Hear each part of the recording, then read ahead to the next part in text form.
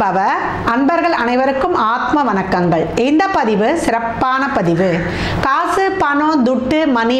ஆமாம், நம்ம என்ன பண்ணுவோம்? எல்லாருமே வாழ்க்கையில் எதிரை நோக்கி ஓடிக்கொண்டிருக்கிறோம். பொருளாதாரத்தில் தன்னிறைவை அடையணும். ஒரு இளைஞனாக இருந்தாலும் சரி, ஒரு 60 வயதை தாண்டியவர்கள் கூட என் கையில் ஒரு 2 ரூபா ஒரு பைசா நடமாடணுமா, நான் என்னுடைய குடும்பத்திற்கும் என்னுடைய உறவுகளுக்கும் செலவு பண்ணுறதுக்கு அப்படின்னு சொல்லுவாங்க. இந்த சூழலில் இது கலியுகமாக போச்சு.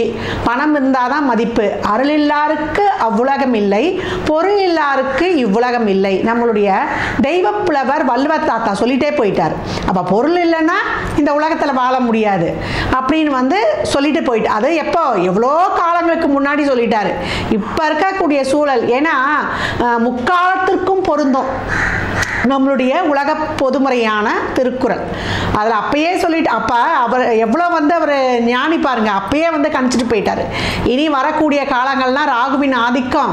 பணம் இருக்கிறவங்களுக்கு தான் மாயை தோற்றம். பணம் இருக்கிறவன தான் நல்லவன் நம்புவாங்க. பணம் இல்லாதவனை நேர்மையாக இருக்கணும் உலகம் வாழ்ந்தாலும் ஏசும், தாழ்ந்தாலும் ஏசும். அப்போ இந்த 12 ராசி லக்னங்களுக்கும் இந்த பணம் என்கிற பொருளாதாரம் எப்பொழுது வரும்? ஒருத்தர் கிட்ட போய் பணம் கேட்கணும், ஒரு கடன் கேட்கணும்னா கூட இந்த வரவு ஸ்தானங்கள் சொல்லக்கூடிய 2, 6, 10 என்ற பாவங்கள் இயங்கணும்.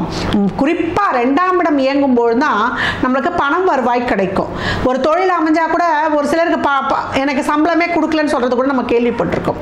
அப்ப 10, 2 இணைவு இருக்கும்போது தொழிலால் வருமானம், 10, 6 சம்பந்தப்படும் பொழுது நமக்கு தொழிலுக்காக ஒரு கடன், தொழிலில் ஒரு முதலீடு போடுறதுக்கான ஒரு உதவி, இதையெல்லாம் நம்ம தெரிந்து கொள்ளலாம். 10, 11 தொழிலில் நல்ல லாபத்தை ஈட்டிட போகிறோம் அப்படின்னு. ஒரு சிலர்லாம் பிறந்ததுலேருந்தே நான் பார்ன் வித் சில்வர் ஃபூனுங்கன்னு சொல்லுவாங்க. 2, 5, 9, 11லாம் இவங்களுக்கு ரொம்ப ஸ்ட்ராங்காக கனெக்டிவிட்டி ஆகிருக்கும். 12 ராசி லக்னங்களுக்கும் என்ன மாதிரியான ஒரு தசா புத்திகளில் இவங்களுக்கு பணம் வரப்போகுது, அதே போல் பணம் வந்தால் விரயம்ன்றது கண்டிப்பாக இருக்குது.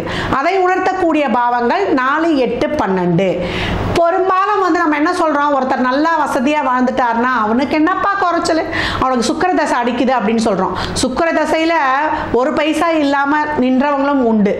அதே போல் குரு கட்டுப்பணத்துக்கு சொந்தக்காரர். இந்த குரு சுக்கிரனை தாண்டி கர்ம கிரகங்கள் சொல்லக்கூடிய சனி, ராகு, கேது, இந்த மூவர் தசை நடத்தும் போதோ இல்லை தசை நடத்தக்கூடிய கிரகங்கள் அந்த சாரத்தில் இருக்கும் போதோ மிகப்பெரிய பொருளாதார வரவை அடைகிறாங்க. ஒவ்வொரு ராசி லக்னத்துக்கு அந்த 2ஆம் பாவம் தான் தனஸ்தானத்தை சொல்ல போகுது. இந்த அதிபதி சிறப்பாக இருந்துட்டா, இல்லை அந்த அதிபதிகளை வழிபடும் போது நமக்கு ஒரு சிறப்பாக இல்லைன்னும் போது அந்த அதிபதிகளை வழிபடும் பொழுது நமக்கு நல்ல ஒரு பொருளாதார நிலை, அதே போல் நம்மளுக்கு நல்ல நம்மளுடைய வார்த்தைக்கு ஒரு மதிப்பு, நல்ல ஒரு தொழில் விருத்தி, இதெல்லாம் நம்ம பெற்றுக்கொள்ளலாம். ஒரு பிரச்சனைன்னா அதை சரி செய்து கொள்வதற்கு நமக்கு இறை வழிபாடுகளும், நம்ம அதற்கு என்ன மாதிரியான ஒரு சில செயல்பாடுகள், வாழ்வியல் செயல்பாடுகள், சாத்வீக பரிகாரங்கள், இதையெல்லாம் எப்படி பின்பற்றி நம்ம பொருளாதார வரவை பெற்றுக்கொள்ளலாம் என்பதை இந்த பதிவில் காணவிருக்கிறோம். அன்பர்கள் ஒரு நான் பணத்தை அடையணும், எனக்கு எப்போ பணம் வரும், எப்போ எனக்கு விரயம் நடக்கும், ஏன்னா 4, 8, 12ன்னு சொல்கிறது விரயம்னு சொல்லிட்டோம். இந்த 4ஆம் பாவம் என்பது சுப விரயத்தை சொல்லும்.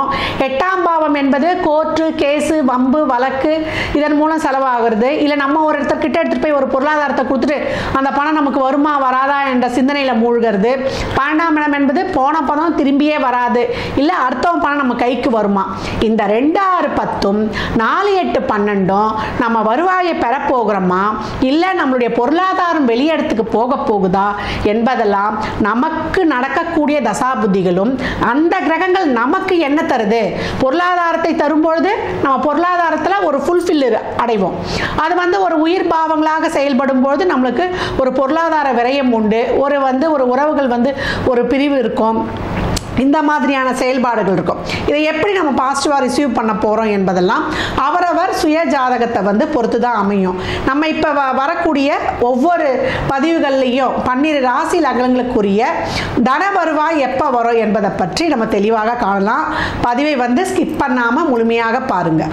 விருச்சிக ராசி, விருச்சிக லக்னத்திற்கு நம்ம இவங்க விருச்சிக ராசி விருச்சிக லக்னக்காரர்கள் நிறைய வந்து அங்கலாய்த்துக் கொள்பவர்கள் இவங்க தான் சொல்லலாம். ஏன்னா மாமியார் வீட்டுக்கும் செய்யணும், நான் வந்து குடும்பத்துக்கும் பார்க்கணும் அப்படின்னு சொல்லக்கூடியவர்கள். எனக்கு எங்கேருந்து தான் பணம் வரும்னு தெரியலையே, ஆனால் தேவைகள் நிறைய இருக்குது அப்படின்னு சொல்லலாம். உங்களுக்கான பதிவு தான் இது அப்படின்னு சொல்லலாம். உங்களுடைய வரவு ஸ்தானன்றது 2ஆம் அதிபதியாக குருவும், நம்மளுக்கு 6 உங்களுடைய செவ்வாயுடைய வீடாகவே வரும். 10ன்னு சொல்லுவது சூரியனுடைய வீடாகவே வரும். அப்போ நிரந்தர வருமானம், தொழிலை நல்லா ஏர்ன் பண்ண போகிறவங்க நீங்கள் அப்படின்னு வந்து சொல்லலாம். ஏன்னா விருச்சிகத்தில் பெரும்பாலும் வந்து நான் தான் சொன்னேன், நல்லா நிறைய ஹையர் பொசிஷனில் இருக்கிறவங்களும் இவங்க தான் அப்படின்னு வந்து சொல்லியாச்சு. அப்போ வியாழக்கிழமை தோறும் நீங்கள் வந்து சிவனுடைய வழிபாடு செய்து கொண்டு வரும்பொழுது மிகப்பெரிய பொருளாதார வருவாயை அடையலாம்.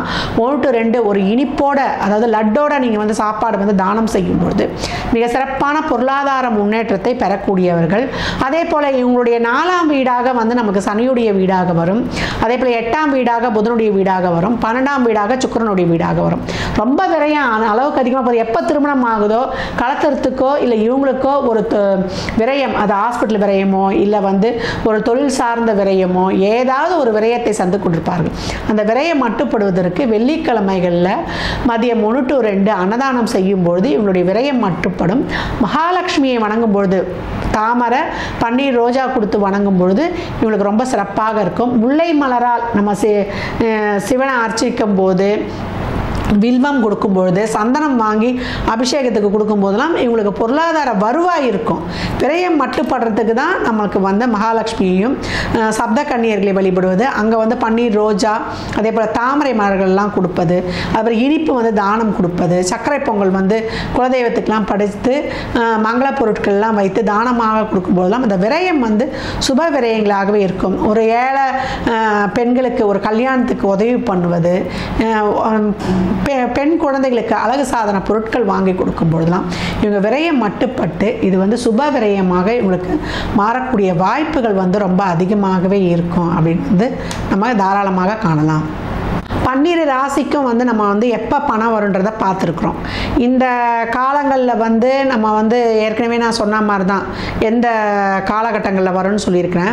இந்த பண வருவாய் வந்து பெரும்பாலும் எல்லாருக்குமே ஒரு நல்ல தாராளமான பண வருவாய் கிடைக்கணும் அப்படின்னா ஃபஸ்ட்டு வந்து நம்ம செய்ய வேண்டியது நம்ம குடும்ப உறுப்பினர்களுடைய தேவையை வந்து பூர்த்தி செய்யணும்.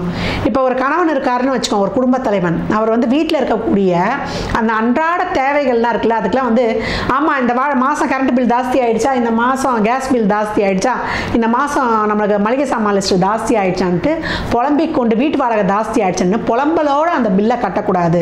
சரி பணம் இந்த அளவுக்கு வந்துருச்சா, இதை வந்து நம்ம பார்த்துக்கலாம், கட்டிடலாம், வீடு பார்த்துக்கலாம் அப்படின்னு. அதே போல் ஒரு மனைவியுடைய நகையை வாங்கி அடகு வச்சுருப்பார்.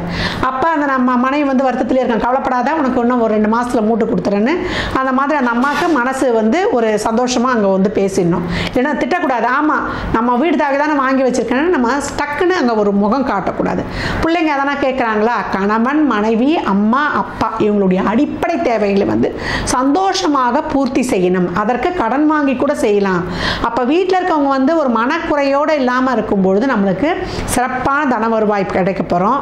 இந்த 12 ராசிகளுக்கும் சொல்லியிருக்கிறோம். இந்த தன வருவாய் வருவதற்கு டெய்லியும் வந்து நீங்கள் வீட்லேயே உங்கள் வீட்டில் ஒரு சிலைலாம் வச்சுருக்கீங்கன்னா நல்லா சந்தனத்தை உருட்டி அந்த சிலைகள் மேலே வந்து வைக்கிறது, இல்லை கோயிலில் வந்து சந்தனம் வந்து அபிஷேகத்துக்கு வாங்கி கொடுக்கறது, வில்வ இலை மாலை கட்டி போடுறது, வில்வ மரம் இருந்தால் அங்கே வந்து ஒரு தீபம் ஏற்றி கோயில்களில் வந்து வழிபடுவது, பசுவுக்கு பௌர்ணமி அமாவாசைகளில் வந்து சாப்பாடு வாங்கி கொடுப்பது, ஒவ்வொரு மாத பிறப்பும் அன்னதானம் செய்வது.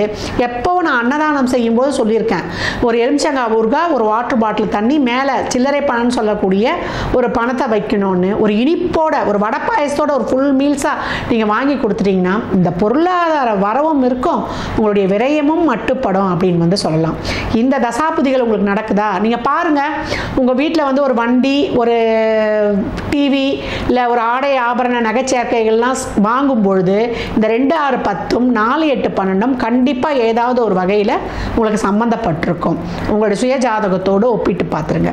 அப்போ 12 ராசிக்காரர்களும் இந்த தன வருவாயை பெருக்கிக் கொள்வதற்கு எப்பவும் ஆலயத்தில் நெல்லிக்காய், முழு நெல்லிக்காய் வாங்கி கொடுப்பது, வீட்டில் வந்து வெள்ளிக்கிழமையில் சுக்கர ஓரையில் நம்ம வந்து தீபம் ஏற்றி, நெய் தீபம் ஏற்றி வழிபடுவது, வீட்டில் வந்து எப்போவும் இந்த வாசனை பொருட்கள்னு சொல்லுவோம் இல்லையா, இந்த ஏலக்காய், பச்சை கற்பூரம் இதெல்லாம் வந்து பர்ஸில் போட்டு வைப்பது, வீட்டில் பூஜை ரூம்லேயும் போட்டு வைப்பது, தீர்த்த பாத்திரத்தில் எப்போ வந்து ஒரு ஏலக்காய், பச்சை கற்பூரம், கொஞ்சம் வந்து கஸ்தூரி மஞ்சள் போட்டு சாமிக்கு தீர்த்தம் வைப்பது, இதெல்லாம் வந்து பண வருவை மிக சிறப்பாக ஏற்படுத்தும். அதே போல் மரப்பெட்டியில் பணத்தை வச்சு ஒரு கொஞ்சம் கஷ்டப்பட்டாலும் ஒரு தேக்கு பெட்டியாக கூட வாங்குங்க, அந்த பணம் நிலைத்திருக்கும். உங்கள் நகை இதெல்லாம் வந்து அதில் வைக்கிறங்க. துணி வைக்கிறது செய்யறதே மரத்தாலான இதில் வந்து வைத்து எடுக்கும்பொழுது உங்கள் பண வருவாய் மிக சிறப்பாக இருக்கும் அப்படின்னு வந்து சொல்லலாம். எப்பொழுதும் நீங்கள் வந்து சித்தர் ஜீவசமாதி வழிபாடு ஏற்கனவே போன பதிவுகளில் கொடுத்துருக்கோம். உங்களுக்குரிய சித்தரை வந்து வழிபடும் பொழுது ஒரு ஊதுபத்தியோ இல்லை வந்து ஒரு தீபமோ ஏற்றி மனதார வழிபடும் பொழுது, இதுவரை எனக்கு கிடைக்கப்பெற்ற பணத்திற்கு நன்றி, இனிமேல் நான் பெறப்போகும் அபரிமிதமான பணத்திற்கு நன்றி அப்படின்னு சொல்லிட்டு நீங்கள் மனசார வந்து பணத்திற்காக நீங்கள் வந்து நன்றி சொல்லும் பொழுது எவ்வளோக்கு எவ்வளோ ஒவ்வொரு சின்ன விஷயத்திற்கும் நன்றி உணர்வோட மனம் நிறைய அன்போடு இருக்கும் பொழுதும் அந்த வீட்டில் வந்து செல்வத்திற்கு தட்டுப்பாடே இருக்காது. அதே போல் இந்த பணத்தை ஈர்க்கிறதுக்கு ஒரு மெத்தட் இருக்குது, இந்த ஓப்போ போன மெத்தட் அப்படின்னு சொல்லிட்டு. My dear Mani, I am sorry, please forgive me, I love you, I thank you, I forgives myself. இந்த வாசகங்களில் சொல்லிவிட்டு எதிரில் ஒரு டம்ளர் தண்ணி வச்சுக்கணும். நம்ம கண்ணை மூடி இந்த வாசகங்களை தொடர்ந்து உங்களால் ஒரு 9 தடவையோ இல்லை 11 தடவையோ அந்த மாதிரி ஆத்மபூர்வம் அதை நினைக்கும் போது நம்ம ஐம்புலன்களும் உணர்ந்து சொல்லணும். அந்த மாதிரி ஆத்மார்த்தமாக சொல்லி அந்த தண்ணியை நம்ம குடிச்சிட்டு வரும்பொழுது, வெளியே காலையில் பிரம்ம முகூர்த்தத்தில் எழுந்துக்கும் போது சீக்கிரம் வந்து நம்ம தூங்கணும். எழுந்துக்கிறது வந்து கொஞ்சம் வந்து நம்ம ஒரு 4:45 4:30 எழுந்துட்டோன்னா பிரம்மமுகத்தில் ஒரு தீபம் ஏற்றி வழிபட்டு நம்ம அன்றாட வேலைகளை நம்ம கவனிக்கும் பொழுது நம்ம வாழ்க்கையில் மிகப்பெரிய மாற்றங்களையும் முன்னேற்றங்களையும் ஏற்றங்களையும் காணலாம். இந்த பணத்திற்கான அந்த ஓப்ப போன மெத்தடை, இந்த தண்ணியை வச்சு சாண்டிங் பண்ணி அந்த தண்ணியை நம்ம குடிக்கலாம், நம்ம குடும்பத்தில் இருக்கிறவங்களுக்கு கொடுக்கலாம். கொடுக்கும்பொழுது பாருங்கள், நீரும் நெருப்பும் தான் கர்மாவை குறைக்கும், பணத்தை வந்து வசீகரிக்கும்.